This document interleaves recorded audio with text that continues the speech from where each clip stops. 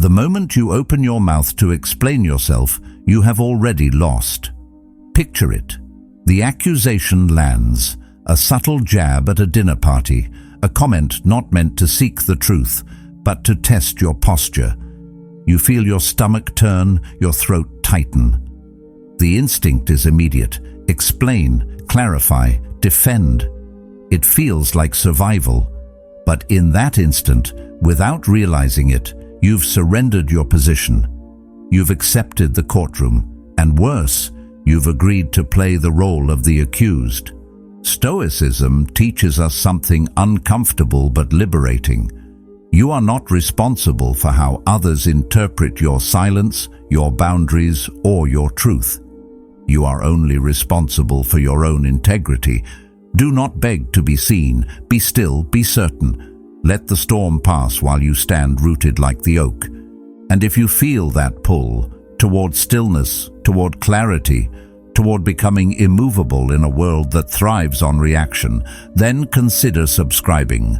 For you, for the part of you that is ready to stop defending and start living aligned. It starts so small. A shrug, a glance, a question that sounds innocent but cuts just deep enough to make you flinch. And in that moment, something ancient inside you wakes up. A reflex older than language, built into your bones. You open your mouth, you explain, you offer context, clarity, softness. You defend your name, your character, your intentions, without ever stopping to ask who exactly gave them the authority to question it in the first place. It's almost automatic, this surrender, and it doesn't come from weakness.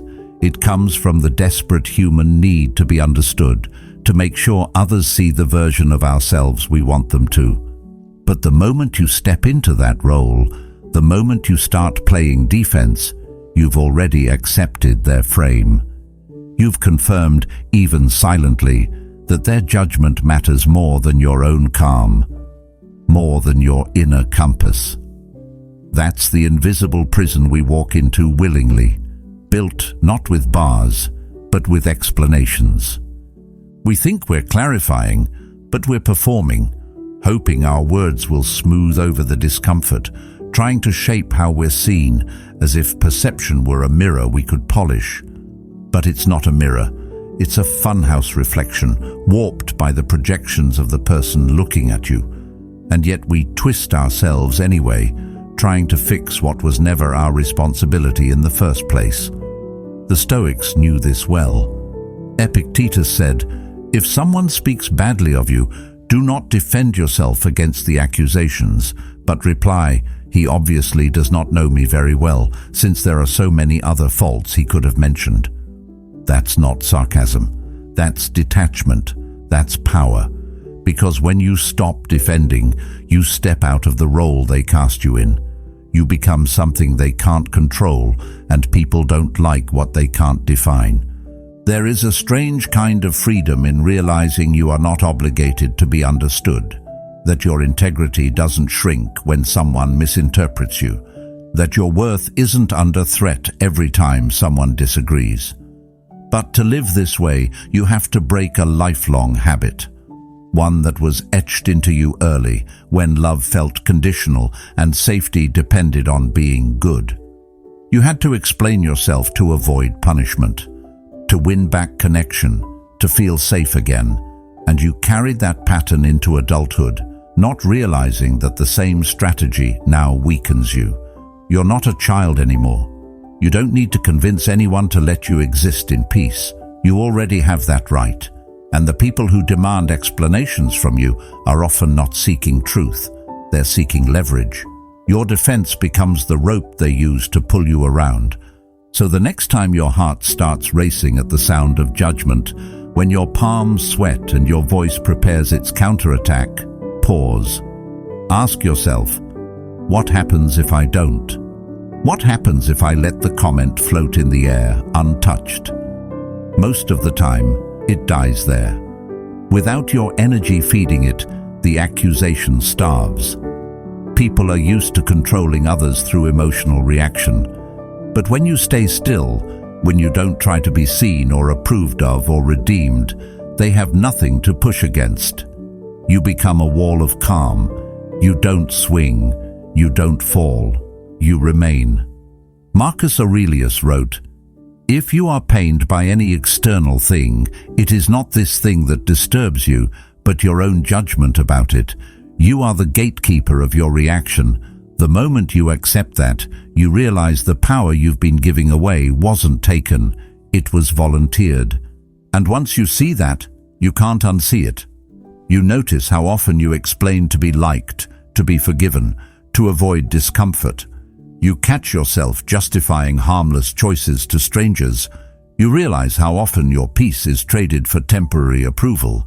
But something shifts when you stop, when you resist the urge to plead your case and instead let your actions speak for you.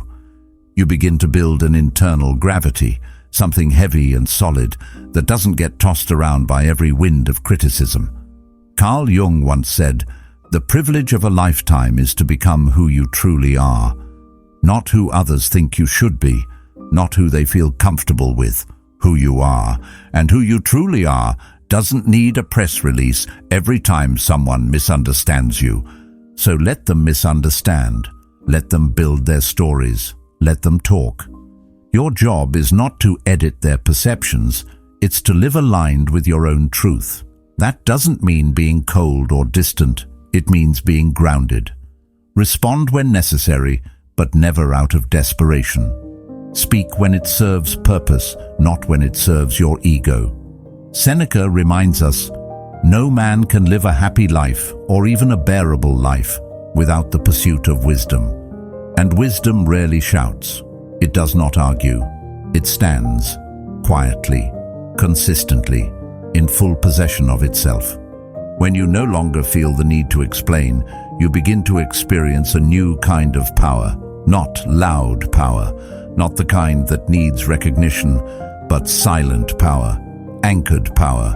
You become untouchable not because you fight harder, but because you've stopped showing up to battles that were never yours to begin with. You're no longer a defendant in someone else's courtroom. You're something else entirely. A person who knows that being misunderstood is a small price to pay for being free. You didn't choose this habit. It was carved into you, quietly, over time, long before you had the words to resist it.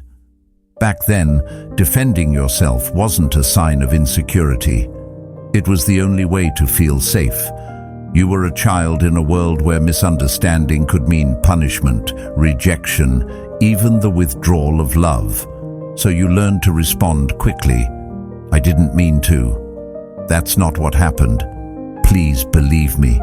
And with each explanation, you weren't just protecting yourself from consequences. You were reaching for connection. You were defending your place in the tribe.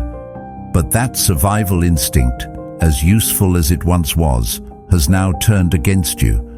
Because you've grown, but the defense reflex hasn't. You've changed roles, but you still react like a child in trouble. And the tragedy is, most people never realize that the thing they think is keeping them safe is actually what's keeping them small. So when someone questions you now, your motives, your tone, your worth, you respond like you're being put on trial. But there is no courtroom. That's the illusion. There is no judge with the power to take away your value. No jury with the right to decide your fate. There's only another person filtering the world through their own fears and assumptions. And when you rush to defend, what you're really doing is treating their opinion like truth. You're saying, "Your view of me is more real than my own, and nothing will exhaust you faster than constantly chasing validation in a world built on projection." You become a puppet to everyone's mood, a reflection of whoever has the strongest voice in the room. And that's no way to live. The deeper problem is this: defending yourself becomes your identity. You start believing your job in life is to prove that you're good, that you're kind, that you're worthy. But that isn't integrity. It's a performance. True character doesn't need defense. It simply is, like a mountain, solid, unmoved by passing winds. But when you rely on others to approve of you, your self-respect becomes fragile, easily shattered by criticism, easily manipulated by guilt. You overextend yourself to win back love. You agree to things you don't believe in just to avoid being misunderstood. You keep explaining yourself to people who aren't even listening. And each time you do, you confirm that their approval is more important than your peace. To break this pattern, you don't need to become colder. You don't need to become someone who doesn't care. You need to become someone who sees clearly, who recognizes that most accusations aren't about truth, they're about control. Someone is uncomfortable with your boundaries, your growth, your clarity, and instead of sitting with that discomfort, they try to shift it onto you, and you, trained by years of conditioning, rush in to make it better. But what if you didn't? What if you let them sit with their own discomfort instead of carrying it for them? That's what it means to reclaim your strength, to refuse to carry emotions that aren't yours. Seneca said, "He who suffers before it is necessary suffers more than is necessary." Every time you try to prevent someone from misjudging you, you suffer twice, once from the fear and again from the reaction. And the irony is, the more you try to be understood, the more misunderstood you become, because your constant defense makes people question your confidence. They begin to believe the story you're trying so hard to disprove. The more you try to seem trustworthy, the more suspicious you look. And deep down, you feel it, that quiet shame, that hollow feeling of never being quite good enough, no matter how much you explain. But that shame isn't a flaw, it's a compass. It's pointing you back toward the place where you gave away your power. Carl Jung said, "Shame is a soul-eating emotion, and the only way to starve it is to stop feeding it with explanations, to stop saying, 'Please see me,' and start saying, 'I see myself,' and that's enough." The world will not always understand you. That's not a problem to be solved. That's a reality to be accepted, because understanding is not owed to you, and you do not need it to stand tall. When you stop living for approval, you start living from alignment. And from that place, everything changes. Your energy becomes focused. Your relationships become cleaner. Your sense of self becomes indestructible. Socrates once said, "To find yourself, think for yourself." So think for yourself, speak for yourself, but do not beg to be seen. You are not here to be digested comfortably by every person you meet. You are here to live fully and honestly, and that will always be misunderstood by some. And that's okay, because when you are no longer trained to submit, you are finally free to stand, and silence, chosen, not forced, becomes your most powerful answer. There's something inside almost everyone that quietly begs to be seen. Not in the shallow way, not just attention, but deeply, truly seen. To be understood without needing to perform, to be known without being reduced.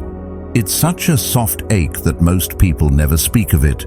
They just carry it into every interaction, hoping that if they say the right words, if they explain things clearly enough, if they can just stay kind, polite, and articulate, then finally, someone will look at them and say, "I get you." But the truth? That day rarely comes, because most people aren't listening to understand. They're listening to categorize, to confirm what they already believe, or worse, to gain the upper hand. And every time you defend yourself, you're placing that hope of being understood into hands that were never meant to hold it. You're not defending yourself because you love conflict. You're doing it because you want peace. But the path you're taking, this endless chase to be understood, is the very thing stealing your peace. You speak not because it's necessary, but because you feel invisible. You over-explain because you're afraid of being misjudged. You open your chest again and again, hoping that this time someone won't cut you with their assumptions. But no matter how carefully you craft your words, No matter how generous your tone, the ones determined to misunderstand you will always find a way. And the more you try to correct them, the more tangled it gets. Because every defense you offer confirms that their opinion matters more than your own, that their misunderstanding of you has the power to define you. And the second you accept that, you've already lost your footing. There is a quiet kind of strength in those who no longer explain, not because they're bitter, not because they've given up, but because they've found something deeper than approval. They've found alignment, and alignment doesn't beg to be recognized. It simply is, like a flame that burns whether or not anyone sees it. The more you speak just to be seen, the more power you give away. You're handing out the keys to your emotional state to people who haven't earned the right to hold them. And when you do that, even with the best intentions, you slowly start to drift from yourself. You become someone who performs honesty rather than living it. You decorate your words with just enough truth to be convincing, but deep down, you know you're speaking to be liked, not to be free. There's a strange power in that, letting them be wrong, not out of arrogance, but out of clarity, out of the quiet, grounded confidence that says, if you don't see me, that's fine. I see me. That's not giving up. It's choosing peace. Because you realize that no amount of defending, no amount of proving will ever give you the safety that comes from being rooted in your own truth. And the more you lean into that, the more freedom you'll feel. You'll stop needing to be the hero in someone else's story. You'll stop trying to control how they write your chapter. You'll let them tell whatever story they need to, because you know it doesn't change who you are. Marcus Aurelius once said, "The opinion of 10,000 men is of no value if none of them know anything about the subject. And who knows more about you than you?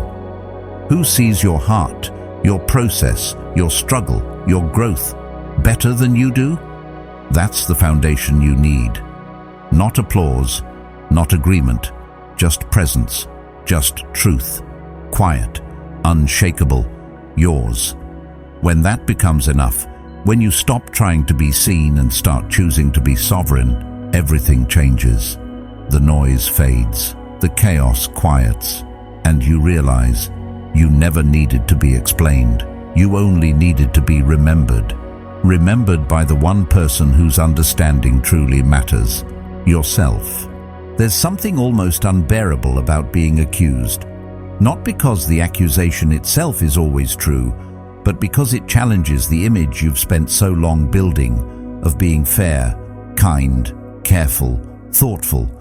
And in that moment, when someone calls you selfish or arrogant or cold, your first instinct is to jump in, to set the record straight. You feel it rise like a wave, this pressure to explain, to clarify, to show them who you really are. But what if you didn't? What if you let that wave pass without riding it? What if, instead of defending yourself, you just stayed still? That kind of silence is rare, and it terrifies people. Because when you don't react, they lose their script. They were expecting resistance, a counterattack, maybe even an apology, something they could use to push their narrative forward. But when you just breathe and hold your ground, the spotlight quietly turns back on them. Your silence becomes a mirror, one that doesn't offer comfort or excuses, one that reflects not who you are, but who they are, their tone, their assumptions, their own unresolved fears. Suddenly, they're left with themselves, and that can be deeply uncomfortable. Most people aren't ready for someone who doesn't flinch. We've been conditioned to believe that silence is weakness, that if you don't defend yourself, it must mean you're guilty. But silence is only weakness when it's rooted in fear. When it's grounded in strength, it becomes something else entirely. It becomes presence, weight, gravity, the kind of stillness that changes the energy in a room without a word, the kind of silence that doesn't beg to be understood because it already understands itself. This isn't passive, it's not retreat, it's restraint with purpose. It's what happens when you decide that your peace is more important than their validation. There's power in being unreadable, in not broadcasting your emotions for others to dissect, in not giving away your reactions to people who haven't earned access to your inner world. You don't owe anyone your energy just because they've chosen to be loud. You don't have to match their chaos, and when you don't, it reveals everything. They call you arrogant because you don't chase their approval. They call you cold because you don't melt under pressure. They call you selfish because you stopped putting their comfort above your clarity. But their labels say more about them than they ever will about you. And in your stillness, that becomes obvious. Marcus Aurelius said, "The best revenge is not to be like your enemy." And what that really means is, don't give away your self-control in an attempt to make someone else understand your character. Don't descend into their noise. Don't become a mirror of their panic, because the moment you do, you've lost your grounding. But when you remain calm, composed, centered, you remind the world that not every fire needs to be answered with more flames. Sometimes the most powerful thing you can do is nothing, not as avoidance, not as punishment, but as discipline. Stillness isn't the absence of emotion. It's the refusal to be ruled by it. You can feel everything, hurt, anger, disappointment, and still choose silence. You can carry your truth without displaying it like a shield. You can choose not to defend because you already know who you are, and if that knowing is strong enough, what someone else says or believes or projects onto you doesn't matter. Their judgment passes through you like wind through trees. It rustles your branches, but it never moves your roots. And that's what real strength looks like. Not dominance, not control, but deep, quiet self-respect. The kind that doesn't need to shout, the kind that doesn't get pulled into every battle, the kind that understands not every accusation needs a reply, and not every critic deserves a conversation. You become a mountain, and mountains don't kneel. You become the eye of the storm, still, steady, unshaken, while everything else spins around you. And that is a kind of presence people feel even if they can't name it. A kind of energy they remember long after the moment has passed. Stillness, when practiced consistently, becomes a kind of reputation. Not the reputation you chase, but the one that follows you anyway. People begin to sense that you're not easily rattled, that you don't engage unless it matters, that your silence isn't absence, it's awareness. You're not ignoring them, you're observing. And in that pause, they're forced to look at themselves, to wonder why they needed you to react, to confront the fact that maybe it was never about you in the first place. Carl Jung once wrote, "Everything that irritates us about others can lead us to an understanding of ourselves." When you remain still, you invite others to confront their own projections, not by forcing them to, but by refusing to play along. You offer no resistance, and in doing so, you give them the rare opportunity to reflect. Most won't take it, but the few who do, they'll change, and even if they don't, you remain unchanged, and that's enough. Aristotle believed that knowing yourself is the beginning of all wisdom, but defending yourself constantly keeps you from that knowing. It keeps you tangled in performance. Stillness, on the other hand, gives you space to reflect, to align, to choose. You stop reacting, you start responding. And sometimes the best response is no response at all. Eventually you realize you don't need to prove your worth in the middle of someone else's storm. You don't need to shout over their noise.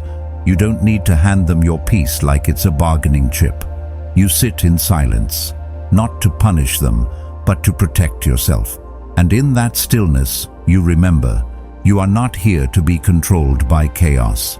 You are here to embody something deeper, something that doesn't break when the world pushes, something that doesn't need to defend because it cannot be shaken. You are here to be still, and in that stillness, powerful beyond measure. Truth and identity are not the same. When someone says, "You failed," and they're right, there's strength in saying, "Yes, I did," not from a place of defeat, but from clarity.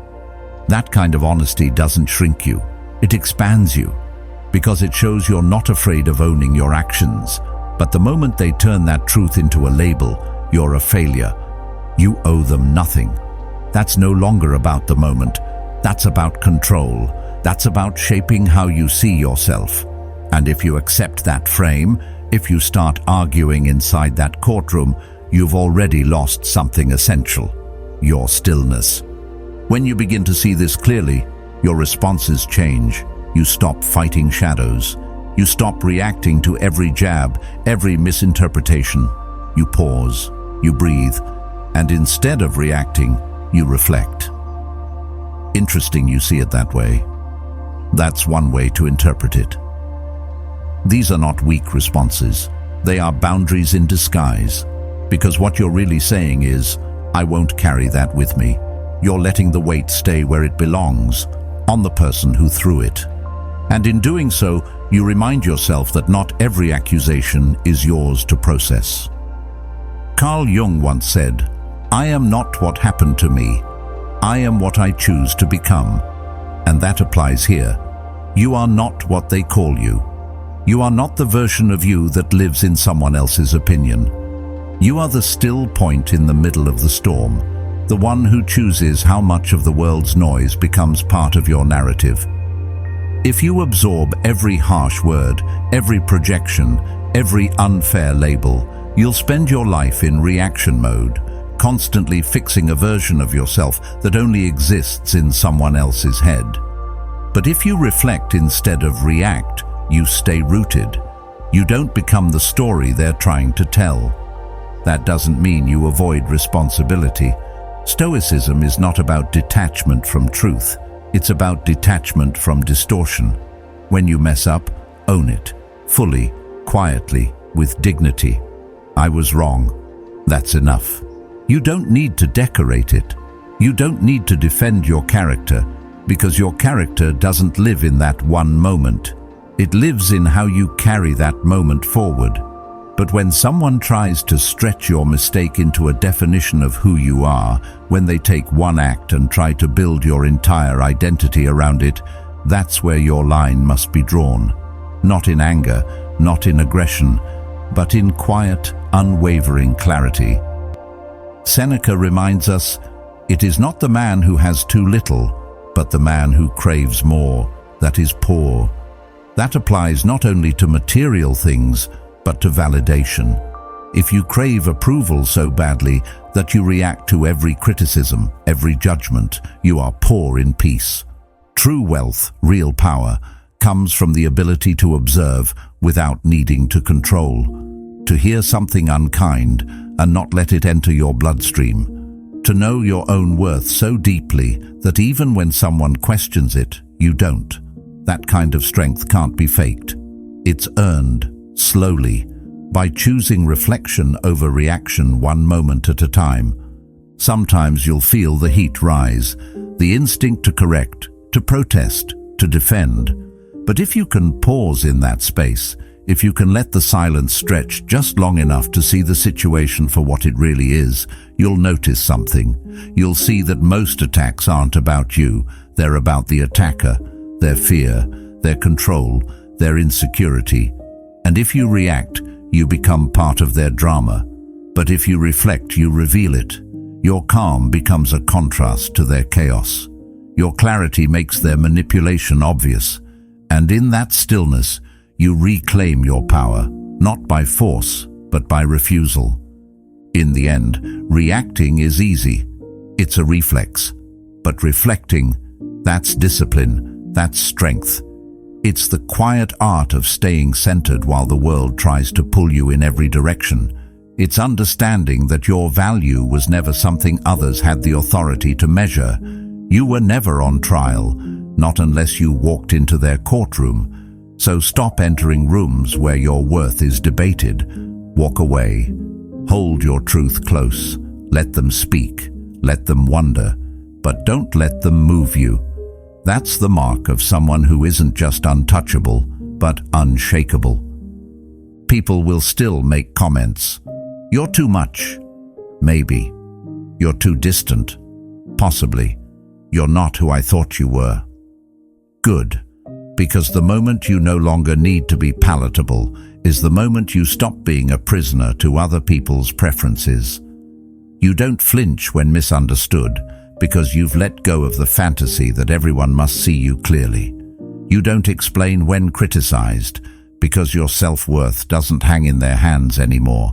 And you don't shrink when judged because judgment loses its power when you've already looked in the mirror and made peace with what you see. This is where untouchability begins, not in perfection, but in ownership. You own your mess, you own your contradictions, you stop trying to seem noble and instead live with integrity. Carl Jung said, "The most terrifying thing is to accept oneself completely." And that's why so few people ever do. Because full acceptance means letting go of the performance. It means standing in the truth of who you are, even when it's inconvenient, even when it makes others uncomfortable. But once you do, you can no longer be manipulated by shame. You become immune to guilt trips, immune to social games designed to make you doubt your value. There's a kind of stillness that comes from this place. Not apathy, but calm. You don't lash out because there's nothing left to defend. You don't chase approval because your direction comes from within. You don't waste energy trying to manage how you're perceived because you know that perception is a reflection of the viewer, not the subject. You realize that you've been giving away your power every time you tried to fix how someone saw you. And now you take that power back, not with a scream, but with silence, with stillness, with self-possession. You were never meant to be a brand. You were never meant to fit into everyone's expectations. You are not a slogan, not a curated display of traits designed to make you more acceptable. You are a complex, layered human being, and the moment you embrace all of it, the light and the dark, you stop being a puppet to other people's approval. You stop dancing for acceptance. You become solid, grounded, whole. Seneca wrote, "No person has the power to have everything they want, but it is in their power not to want what they don't have, and to cheerfully put to good use what they do have." That includes your nature, your past, your scars, your strength. You stop wishing you were different. You stop wishing people saw you differently. You stop running from the parts of you that don't fit the script, and instead, you start showing up as you are, fully, without flinching. It's not about becoming cold. It's not about building walls. It's about releasing the fear that keeps you explaining, defending, apologizing for your existence.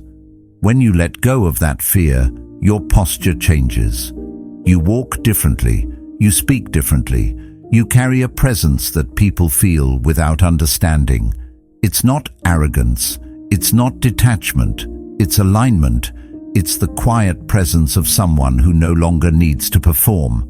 And that energy is magnetic, not because you're trying to be impressive, but because people are starved for authenticity. And when you live in alignment, you remind others of what they've buried in themselves. Plato once said, "The first and greatest victory is to conquer yourself." And when you stop being ruled by the need to be liked, you win that war. You stop being prey. Not because you become aggressive, but because you're no longer available for the games that predators play. You see through manipulation. You don't bite when baited. You don't explain when cornered. You just hold your ground, steady, calm, untouched. This doesn't mean people stop trying to test you. If anything, they'll test you more. They'll push, provoke, try to shake your stillness. But the difference now is, it doesn't work, because your identity isn't on trial. Not anymore. You're not here to win arguments. You're not here to convince anyone that you're good. You're here to live fully, and that means letting go of the need to be explained. Eventually, people learn. They learn you're not a soft target, that your silence is not weakness, that your refusal to defend is not guilt. It's clarity. It's self-respect. It's the decision to no longer trade your peace for a place at their table. Marcus Aurelius said, "The soul becomes dyed with the color of its thoughts." And when your thoughts are rooted in truth, not approval, your soul takes on a shade that can't be diluted by outside judgment. Becoming untouchable isn't about rising above everyone. It's about sinking so deeply into who you are that no one else can move you. You stop being a shadow of what the world wants. You become the real thing, quiet, powerful, free. You are not here to be understood by everyone. You are here to understand yourself so completely that misunderstanding no longer shakes you. Hold your ground, speak less, stand more, and let your presence do what words never could. If this spoke to something deep inside you, there's more waiting. Watch the next video on your screen. And thank you for walking this path with us. You are a vital part of Stoic Journal.